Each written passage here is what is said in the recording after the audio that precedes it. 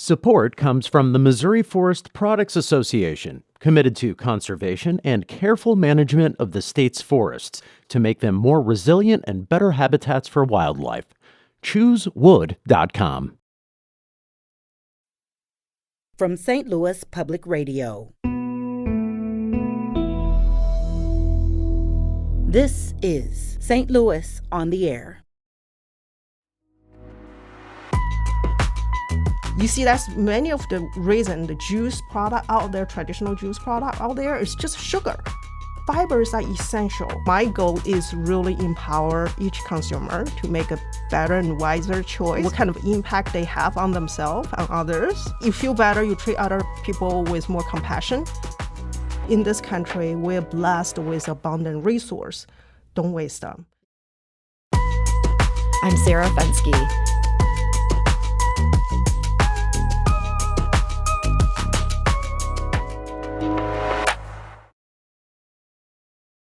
Six years ago, Angela Zeng founded a beverage company in St. Louis.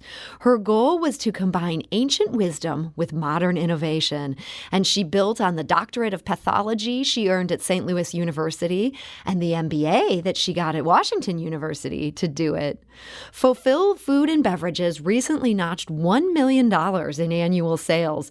You might know its drinks as Karuna, although it's now in the process of rebranding them as Karviva.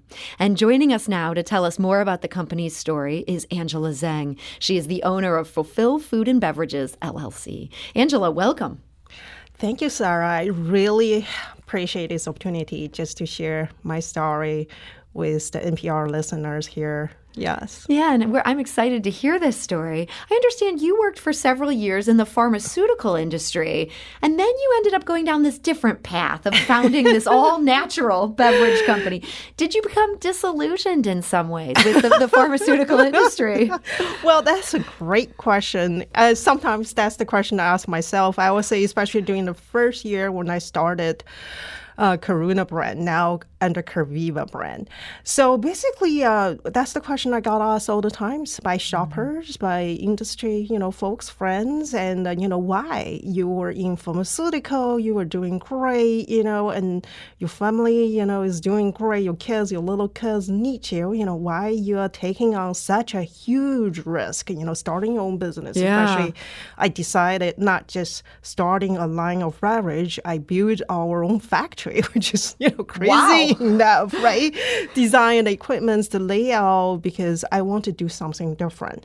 So for me, at this stage of the life is not about, you come along, many of the, food and beverage entrepreneurs in the industry, the reason they started is, I got this fantastic recipe, it doesn't matter, self-developed or inherit from my grandma. I just love it so much, and I want to take it to the market. Nothing wrong with that. That's fantastic.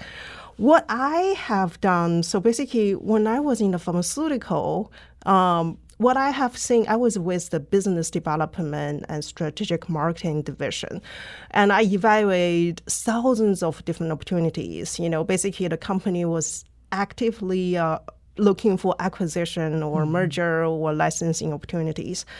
So that really allowed me to look into all kinds of different disease categories, and different treatment methods.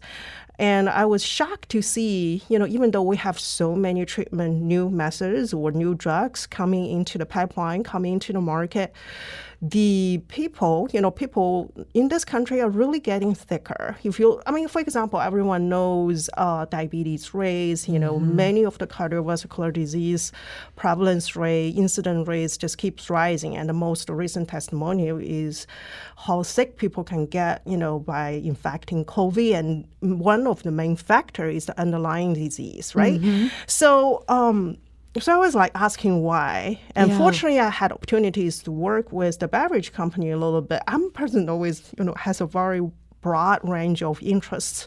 And I was like, it's a big cost, how we make and produce food and drinks. Yeah.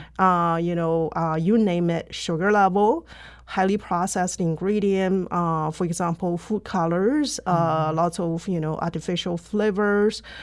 Even some of the so-called natural flavors may not be as great as, you would think they like to be. Yeah. So that's the main reason. The other reason is food wasting. When I was looking into how, actually, in particular, cold pressed juice was produced, I was shocked to find the production yield is still less than 30%. That means more than 70%, good, fresh produce got through into the landfill.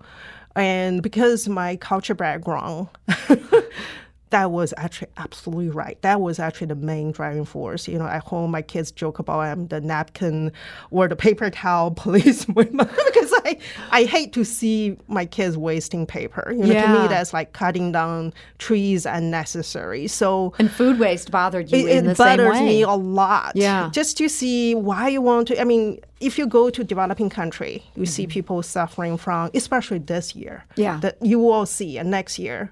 There will be lots of regions in the world people have nothing to eat. Yeah. Well, in this country, we're blessed with abundant resource. Don't waste them. Yeah. It's not because we don't know how to do it. It's nobody wanted to do that. That's why I had to basically build my own facility and really just roll out the line. Initially, I thought, gosh, maybe a little bit naive. I'm going to set a little example. Hopefully, one of the large player will pay attention, and that's going to change their course. Yeah. Right? Has that happened? Have you changed the course of the large players? We did. Get lots of followers in terms of our concept, like prebiotics. Yeah. We're the first beverage maker roll out prebiotic drinks, and now you see actually prebiotic sparkling water. They combine prebiotic with probiotic in, kombucha or in the food, which is great because we need prebiotic in our everyday diet. And I feel like people might not always know what you mean by that. A lot of people know about probiotics these days. What are prebiotics? I'm so glad you asked that question. Because prebiotic, nothing fancy about it. It's just scientific, use this fancy name to define it. Prebiotic is basically a group of insoluble or indigestible fibers. So basically indigestible means our human cell cannot utilize them.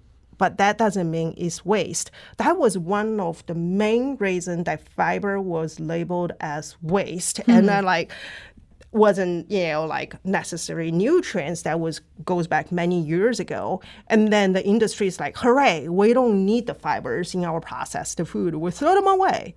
You see, that's many of the reason the juice product out there, traditional juice product out there, is just sugar. Yeah. Diluted sugar water, maybe with some natural vitamins, that's it. But the fibers are essential, especially prebiotic, because it's the food, it's the feeder for probiotic.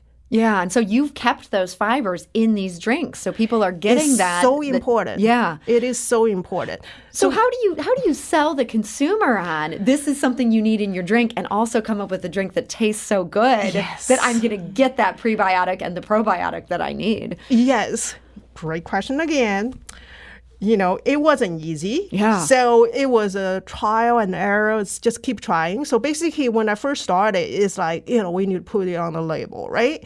But it's like the FDA has lots of regulation. You have to respect why they set those regulations. So study them, understand what you can say, what you cannot say on the label. Mm-hmm. You don't want to mislead consumer, but on the other side, you do want to try to explain what's the health benefits. Yeah. And when I first started, the first couple of years, I did a lot of store sampling myself. You were there watching as people tried it? Yes. For me, I love to be connected with consumers firsthand. Mm-hmm. I like to hear their frustration, why they're happy, what's bothering them, and then how I can be their pain point solver. And so you figured out, okay, this works for people. Here's how I can get people the nutrition they need. They like this flavor. They like this texture. Exactly, because I'm not making a drink for myself anymore. Yeah. did you have to make a lot of modifications from what you would have chosen to drink yourself versus your average so American? each formulation I developed myself. I have to tell you, the first one, the detox, took me really 2 years probably, just because I use so much mung bean sprouts. So the vegetable taste is very strong. So the first few versions I gave to my friends, a friend circle to try, and then I got like, wow, gosh, Angela, you need to put maybe some sugar, maybe some salt, some pepper. I'm like, oh, well, okay, I got it. Too much mung bean sprouts, not enough sugar. Yeah. So you listen to that advice. Yeah, just, but I don't use sugar. So I use monk fruits and I use natural fruits. You just have to, Mother Nature really give us abundance of choices to play with. And so my goal is really empower each consumer to make a better and wiser choice for themselves, for their health. Yeah. Not just for their physical health, for their mental health, but also connect again with Mother Nature. That's so important. So what's your best seller at this point in your beverage journey? Yeah, great question again. Depends on the market, actually, because we're also out of St. Louis now. So you're in 15 different metro areas, is that right? We're in probably more than that now. There are some states we're still not in, like Alaska, which, we're even in Hawaii. But the thing is, the region I started with, that's, the region I like the most, St. Louis, of course. Of course. Of course. I would say the juice is still the strongest seller. So, for example, Detox, Rejuvenate, Joy-D and Viva, the new ones, which I'll bring plenty for you. But the smoothies are also, depends on. I will say the good thing is we do offer a wide variety of choice for consumer. To me, it's a lifestyle. So that approach is also different than a typical beverage entrepreneur. Usually they stick with one base and just different flavor. I really want to inspire consumer to think about what they put in their body, what kind of impact they have on themselves and others. Yeah. Right? You feel better, you treat other people with more compassion. And then, especially on environment. Yeah. Most people don't think about it, but that's all part of this. It's part of what's inside a bottle. Well, so you're making big inroads. You're in Schnucks, you're in Deerbergs, more than 15 states, not 15 metro areas. That's a much bigger turf there. But I think everyone in St. Louis at this point would recognize, oh, that's Karuna. Now you're changing the name. What brought that about? Well, again, it's actually a decision. Both, it's time for us to, have a new look. It's almost like I like to play with different, label design. On the other side is trademark. Trademark protection is so important in consumer product business. Karuna is a real word. It means compassion. So unfortunately, I cannot trademark it. Oh, okay. And you want to be trademarked. You're growing enough that's huge. Yes. Yeah. So the first few years, I wasn't so worried because, we don't have that kind of presence on the shelf. So, but now is really time for us to build that kind of protection to protect our babies on the shelf. So Karviva, does that have a meaning, or you had to go with a made-up word so you could get that trademark? You ask me all kinds of great questions. You'll be the expert of branding. I would like that. Yeah. Yes, it is a made-up word. So basically, it's a combination of Karuna and Viva. So Karuna is really from the ancient Indian words, is one of the foundation of happiness. Without compassion, you will never own happiness. Yeah. It's just that simple. Viva, on the other side, is an Italian word. I mean, most people probably have heard of Viva Italy. Absolutely. It means long life. It has such good associations. Longevity. So compassion leads to long life, or compassion leads to happiness. Yeah, I think it's a great word. I'm all for Karviva. So we're going to start seeing this soon. Yes. Not immediately, but the rollout is happening. Yeah, it depends on the region. Like we just launched at the tops friendly markets in the East Coast. And so they are getting every bottle in the new label. Then we're slowly transitioning into the new. I still have some current, old labels in my factory. I don't want to throw them away. So. Yeah, that makes sense. Hey, you don't believe in waste. It's the same product, so yeah. So you have topped 1 million in annual sales. That seems really huge. Where do you go from here? Well, I'm lucky enough for the local supports I have basically received, people like you, NPR listeners. And I think I'm very grateful. 4 of my private investors, three of my 4 private investors are from St. Louis region. Wow. So just says, how strong the locals are supporting me. So my vision, and now I even have a core management team. So I'm very excited to bring on more people, which, soon we'll update that on our new website as well. And I have a really strong board of advisors. Soon, again, that will be on our new website. The mission is really to build our company, the business, into a food innovation hub. So this won't just be beverages. Yes. You're going to get into food. That's huge. Yes, we have. You kind of wanted to set an example so the big guys would sit up and take notice. Is your aim, you're ready to be a big guy yourself. My gosh, you are so smart. We do want to find strategic partners. Yeah. So the reason we're building everything, we have milestones set that we want to achieve. Again, to me, it's not about viewing others as competitors. Mm-hmm. They are my teachers. They are my teachers, and also I'm hoping that I can learn good things from them, and I can try to, whatever I'm good at, I can try to hopefully convince them to try to maybe adapt what we can do that's better for consumer, better for environment, that they will also do something similar or help us to do better. So we do have a roadmap we laid out, but again, you have to really carry out each step strategically. For sure. And to me is, have to really, walk the walk, right? Yeah. So, Angela, I have one last question for you today. St. Louis has clearly been a good place to start this company. Do you see it as the best place to remain as you're building this company with the ambitions you have? I do. I think the hub itself should stay here.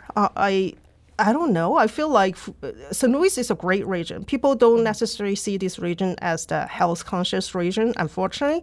We're changing. Maybe we cannot compare ourselves to Hawaii or some region in California. But on the other side, we got strong local supports, which is, you don't usually get that from many other regions. So the other thing is we got lots of good talents here. And I think we also have a good, support in terms of we have the Danforth Plant Science here, like lots of agriculture activities happening here. And it's in the center of the country. So I love it. I don't have any reason to leave St. Louis. I came here. I spent quite a few years in Chicago. I still like St. Louis. Well, that's a great compliment. You like it the best. Angela Zeng, thank you so much for joining us today. Thank you again. Really appreciate opportunities. This episode was produced by Emily Woodbury and Alex Hoyer, with audio engineering by Aaron Dorr. The production intern is Avery Rogers. This podcast was mixed and edited by Aaron. Our executive producer is Alex Hoyer. St. Louis on the Air is a production of St. Louis Public Radio. Understanding starts here. Do you find yourself regularly listening to episodes of St. Louis on the Air? Suggest us to a friend you think might enjoy our conversations. And leave us a review and rating on Apple Podcasts on the App Store. It's the simplest way to help people discover our show. Thanks. St. Louis Public Radio is a member-supported service of the University of Missouri, St. Louis.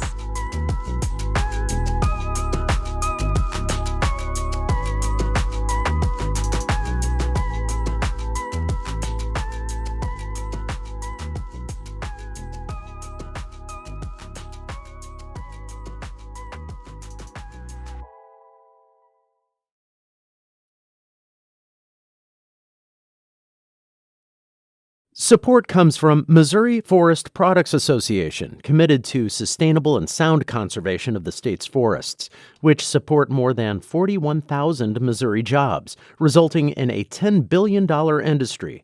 ChooseWood.com.